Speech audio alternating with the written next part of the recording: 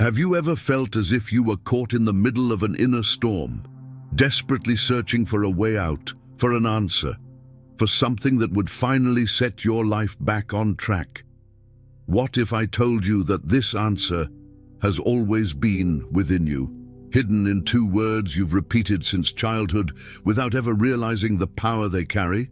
Today, you're going to discover what Neville Goddard called the first principle.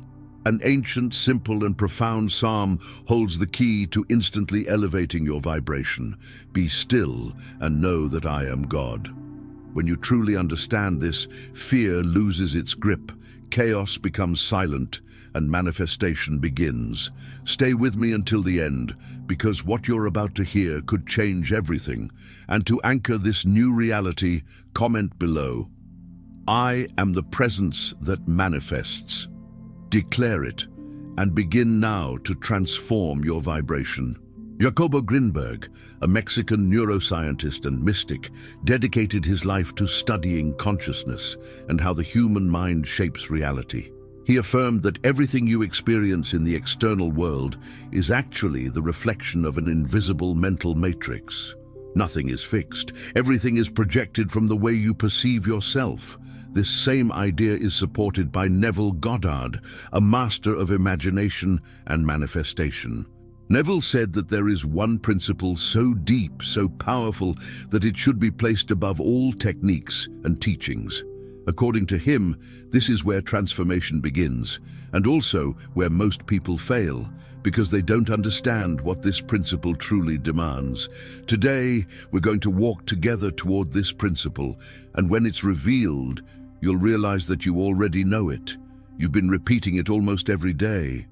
You just didn't grasp the depth it holds. Get ready, because once you understand this sacred code, present in the scriptures for millennia, your vibration won't just change, it will rise forever. There's a sacred phrase hidden in the scriptures that contains the most powerful secret of creation. A simple statement, yet infinitely profound, a silent compass for those seeking true transformation. It's in Psalm 46:10, and it says, "Be still and know that I am God." This is not a suggestion.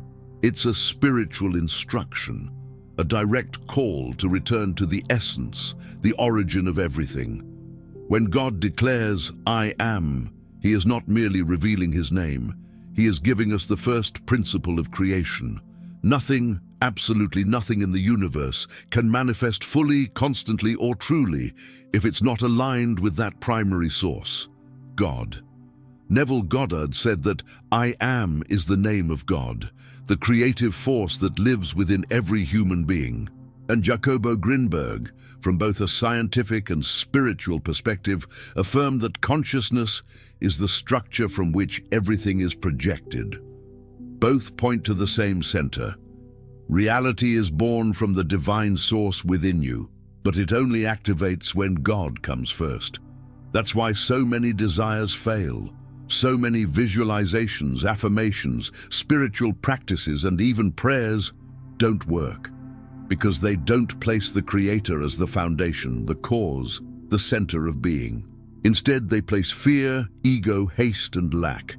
They try to manifest a new world without being anchored in the only presence capable of sustaining any creation. I am God. This psalm wasn't written in a time of peace. It arose amid chaos, wars, destruction, and noise everywhere. Yet the instruction was clear: be still, silence fear, deactivate anxiety, quiet the world's noise, and then know, not just believe, not wish, not beg, know that I am God. That means that before any technique, affirmation, or plan, there exists an inner state that must be restored, the certainty of God's presence as the creative force within you. Everything done without that foundation collapses because it's born disconnected from the origin. That's why manifestation is not about striving, but aligning with the source that manifests effortlessly. And when that alignment happens, something changes profoundly. You stop seeking outside what already belongs to you. And from that sacred recognition, the process of manifestation begins. But this is just the beginning. Now that you understand the principle, it's time to grasp why chaos always appears when you decide to change, and how this, far from being a sign of failure, may be the proof that manifestation has already begun. Have you noticed that every time you decide to change, improve, or manifest something new, everything seems to start falling apart? The plan is set, the decision is firm, faith is burning, but suddenly conflicts, delays, crises, and unexpected problems arise. And the most common thought in that moment is, maybe this is a sign it's not meant to be. But what if I told you it's exactly the opposite? Neville Goddard taught that the chaos that arises after a desire is declared is not opposition, it's reorganization. It's as if the universe, upon receiving your new state of consciousness, must dismantle old structures to make space for the new reality you've declared. The old vibration must die so the new one can take its place. And that death often feels like confusion, resistance, or even pain. Jacobo Grinberg called this the collapse of the previous perceptual field. For him, whenever consciousness expands, the old field of reality enters instability because it's no longer in resonance with the new vibration. The result is a temporary short circuit that expresses itself as chaos. But that's not failure, it's transition. Look at how Psalm 46 itself reveals this truth. Though the earth be removed, and though the mountains be carried into the midst of the sea, though the waters roar and be troubled, God is in the midst of her. She shall not be moved. In other words, the turbulence around you does not deny the presence of God. It demands that you remain firm in it. Many people get lost at this stage. They mistake external noise for the absence of God. But this is where faith must become active, not passive. This is where the true I am must rise within you, not to fight the chaos, but to remain unmoved by it. The instruction remains the same: be still and know. In practice, that means that when everything seems to collapse, you must remember, this is happening because I'm shifting vibration. The old is being removed.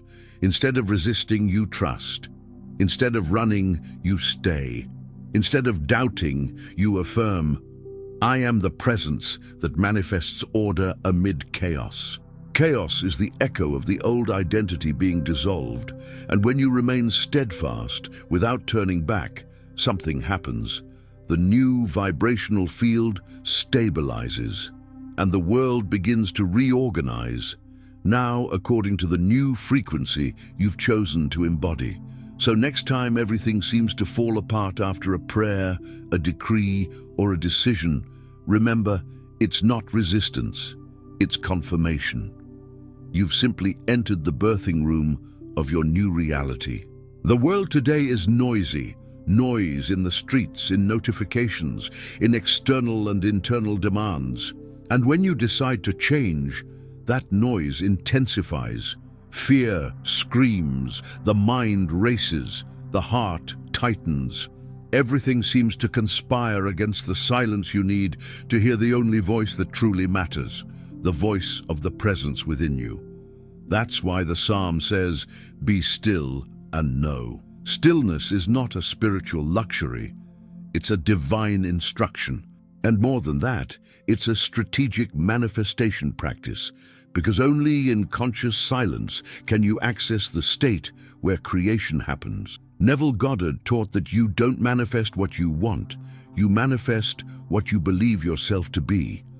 And to perceive who you are being in the present moment, you must silence the noise. You must descend from the mind into presence. Because as long as the mind is reacting, judging, and running, it's creating confusion. But when you enter inner silence, the field aligns, chaos reorganizes, and manifestation begins. But how do you become still when everything inside and outside you is screaming? The answer lies in the practice of conscious silence. It's not the absence of sound, it's the presence of awareness. It's stopping, breathing, and returning to the consciousness of being. One of Neville's most effective exercises comes right from this principle. When you feel chaos, close your eyes and take a deep breath. Inhale and say inwardly, I am. Exhale and say, I know. This small practice has an immense effect. It breaks the mind's automatism and brings you back to center.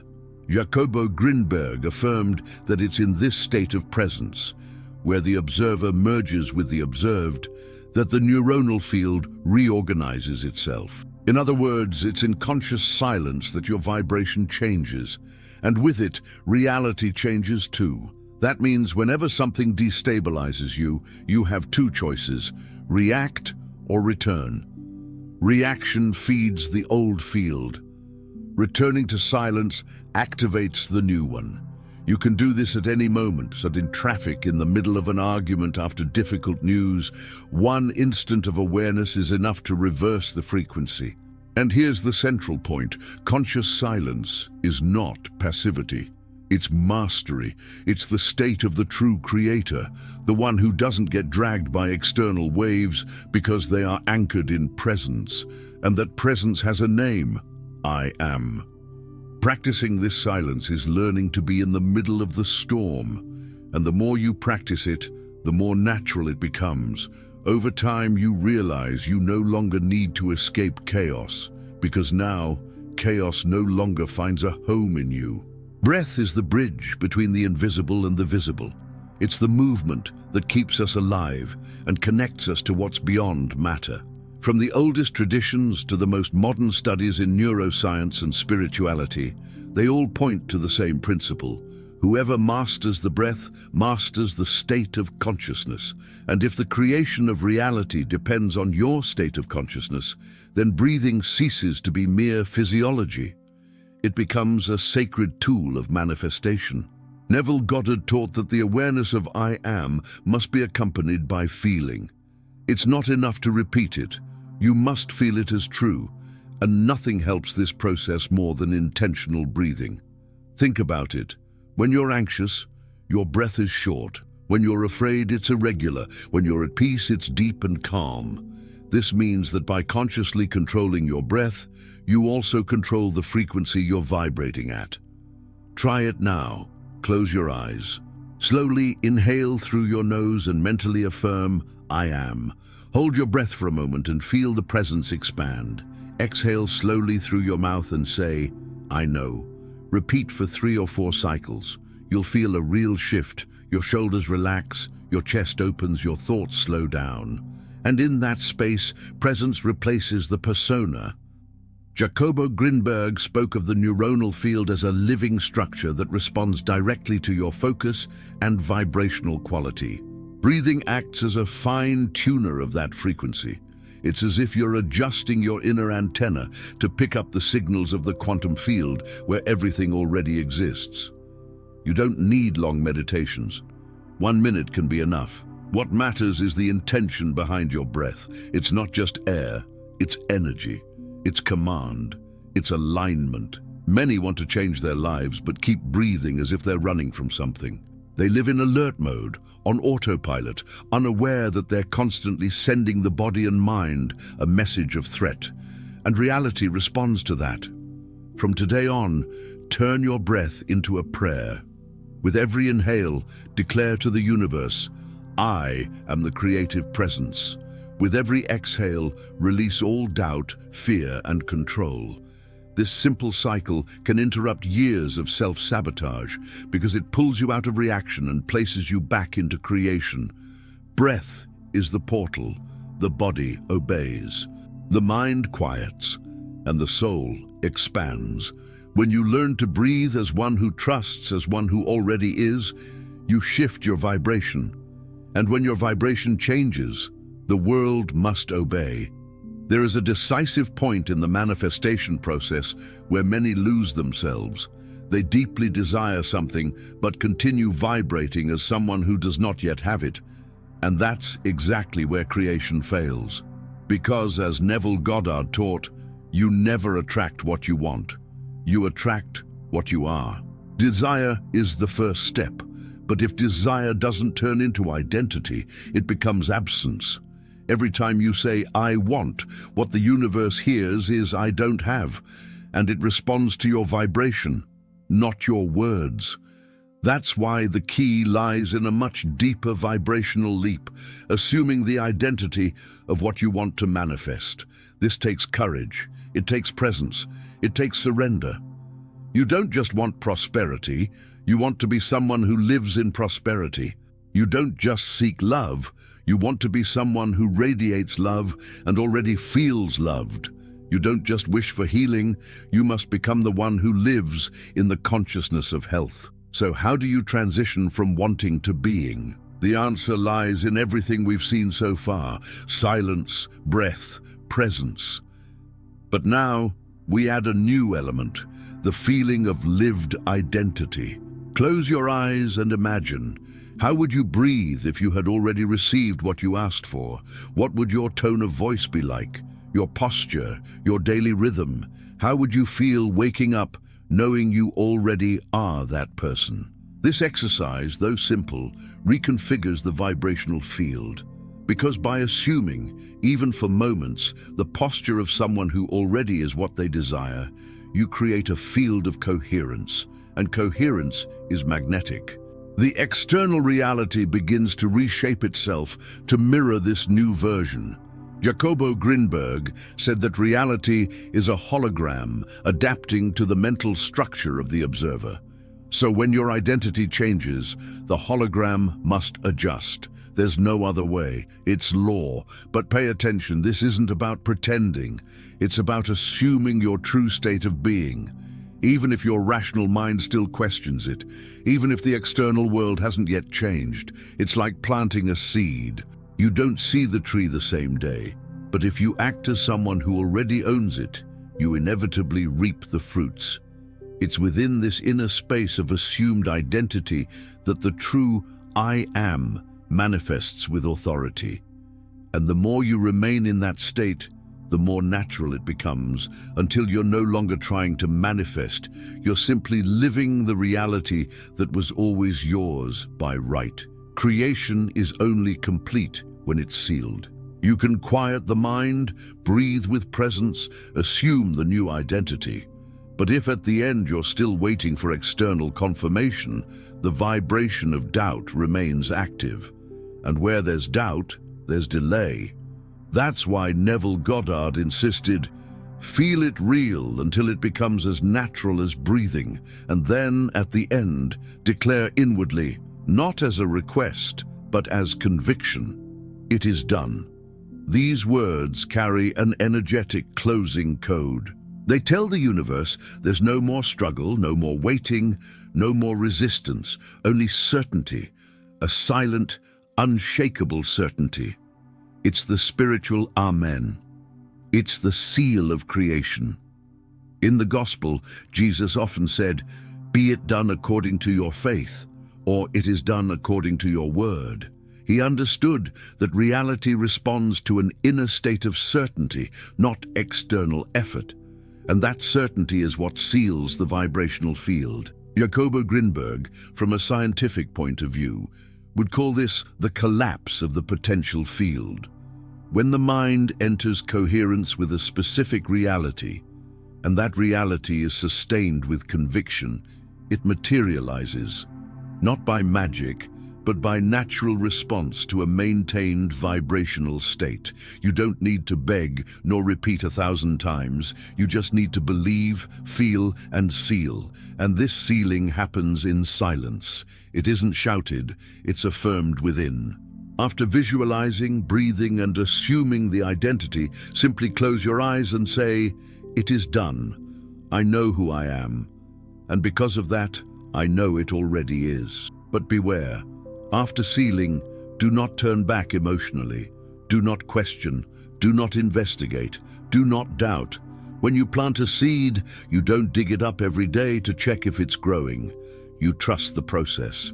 In the same way, when you seal a reality with "it is done," you must walk through the world as someone who already carries that reality within. That means even if the outer evidence hasn't changed yet, your posture, Your gaze, your energy are already in harmony with what was created. And this state of vibrational coherence accelerates the collapse of the desired reality. "It is done" is more than a phrase. It's the stance of someone who stopped chasing and started manifesting. It's the point where you stop running after blessings, and blessings start following you. When you seal with faith, the universe understands it no longer needs to prove anything. You have already received. And now it simply moves to deliver what has already been accepted as truth within. Now that you know the first principle, the secret that transforms "I want" into "I am," it's time to put it all into practice. You don't need to wait for external signs. Everything you need is already within you. From today on, quiet the mind, breathe with presence, declare your new identity, and seal it with faith. It is done. Take 3 moments in your day, morning, afternoon, and night, to practice what you learned here. It doesn't have to be long. 60 seconds of total awareness and presence is enough. Close your eyes, breathe, declare, "I am," and end with conviction. It is done. Comment below to strengthen your vibration and anchor this state with power. "I am, it is done." Write your affirmation. Make public what is already real within you. And if this message touched your heart, subscribe to the channel. Here you'll find tools, wisdom, and practices to awaken your true power. Share this video with someone who also needs to remember who they really are. Remember, the world around you will always respond to the truth you carry within. If you know who you are, nothing can shake you.